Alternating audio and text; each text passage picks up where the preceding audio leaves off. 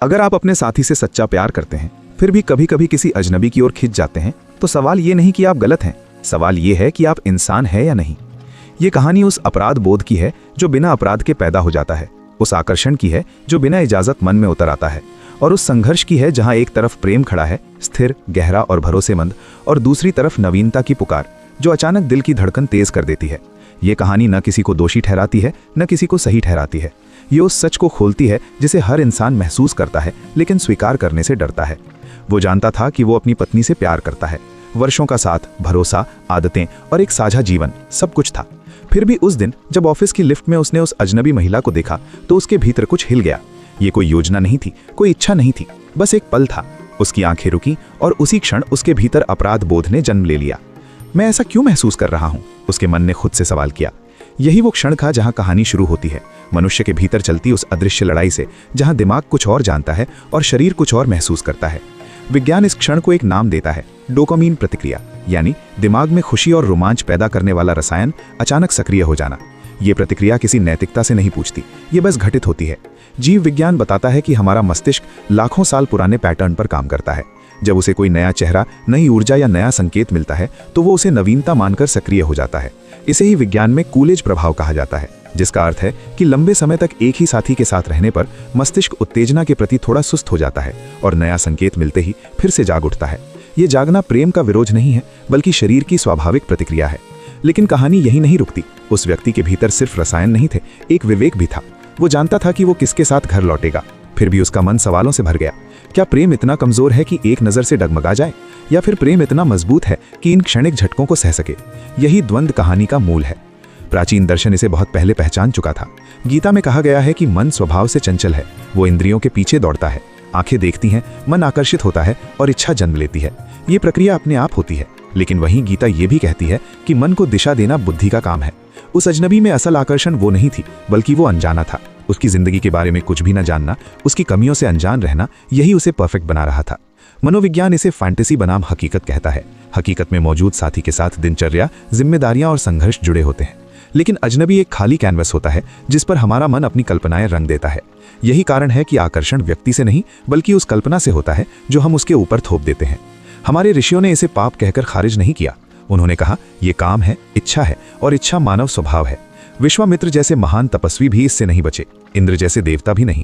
इन कथाओं का उद्देश्य ये बताना नहीं था कि आकर्षण सही है, बल्कि ये कि आकर्षण होना स्वाभाविक है। असली परीक्षा उसके बाद शुरू होती है, जब मन कहता है देखो और बुद्धि पूछती है फिर।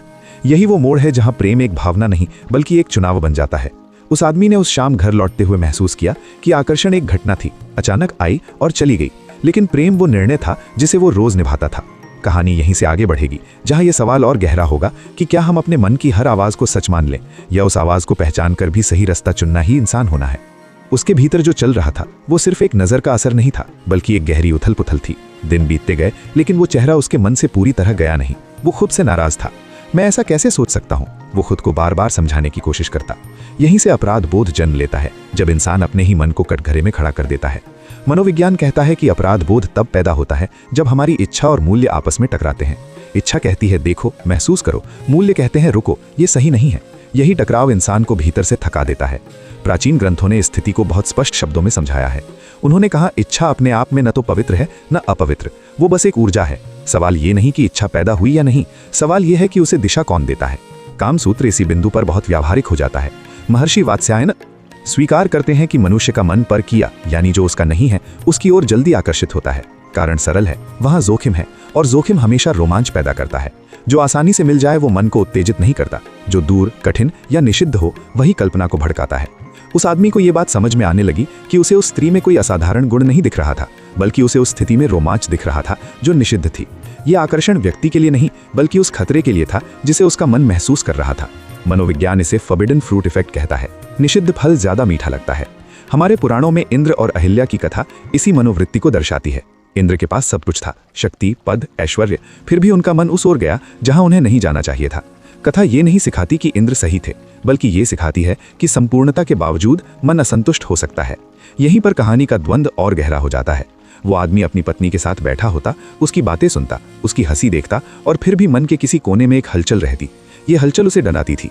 उसे लगता था कि शायद वो अपने प्रेम को धोखा दे रहा है, लेकिन सच्चाई ये थी कि वो अपने प्रेम को नहीं बल्कि अपने मन को समझने की कोशिश कर रहा था। धर्म ग्रंथ कहते हैं मन का स्वभाव भटकना है। अगर मन भटके तो ये उसकी प्रकृति है, लेकिन अगर इंसान उस भटकाव के पीछे चल पड़े तो ये उसकी जिम्मेदारी बन जाती है।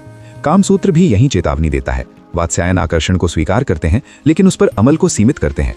वो कहते हैं कि परकीय गमन सामाजिक व्यवस्था को तोड़ देता है, यानी आकर्षण को पहचानना और उसे व्यवहार में बदलना, इन दोनों के बीच बहुत बड़ा फर्क है।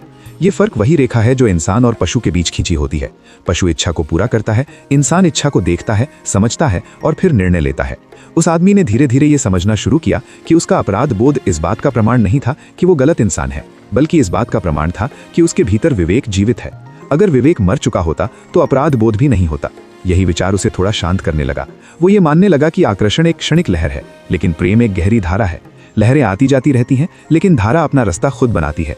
कहानी अब उस मोड़ पर खड़ी थी जहां निर्णय होना बाकी था। क्या वो उस लहर के पीछे जाएगा या उस धारा में टिकेगा जिसे उसने वर्षों पहले चुना था? यही प्रश्न अब उसे भीतर से बदल रहा था। उस रात वो देर तक जागता रहा। कमरे में सन्नाटा था, लेकिन उसके भीतर शोर थम चुका था। पहली बार उसे लगा कि उसे किसी फैसले की जल्दी नहीं है।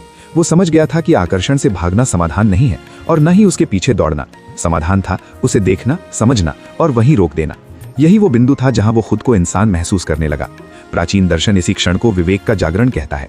ऋषियों ने कहा है मनुष्य वही है जो अपने मन को पहचान ले, न कि वही जो उसके इशारों पर नाचता रहे। आकर्षण उसके भीतर आया था, ये सच था, लेकिन वो आकर्षण उसकी पहचान नहीं थी। पहचान वो निर्णय था जो वो उसके बाद ले रहा था। अब उसे ये स्पष्ट दिखने लगा कि प्रेम कोई लगातार जलता हुआ जुनून नहीं होता। प्रेम एक शांत, स्थिर और कभी कभी उबाऊ लगने वाला चुनाव होता है। रोज सुबह उठकर उसी व्यक्ति को चुनना, उसकी कमियों के साथ, उसकी चुप्पियों के साथ, उसकी थकान के साथ, यही प्रेम है। इसके विपरीत आकर्षण एक चमक है। वो अचानक दिखाई देती है, आंखें चकाचौंध कर देती है और अगर हम सावधान न हो तो रास्ता भी भटका देती है। विज्ञान इसे डोपामीन की लहर कहता है, दर्शन इसे माया कहता है। नाम अलग अलग है लेकिन स्वभाव एक ही है, क्षणिक। उसने ये भी समझा कि अपराध बोध से खुद को मारना उतना ही खतरनाक है जितना इच्छा के पीछे अंधे होकर भागना। अपराध बोध का सही अर्थ दंड नहीं, दिशा है। वो संकेत है कि भीतर कुछ मूल्य अभी जिंदा है। अगर उसे किसी और के प्रति आकर्षण महसूस हुआ और फिर भी वो अपने साथी के पास लौटा तो ये उसकी कमजोरी नहीं बल्कि उसकी परिपक्वता थी।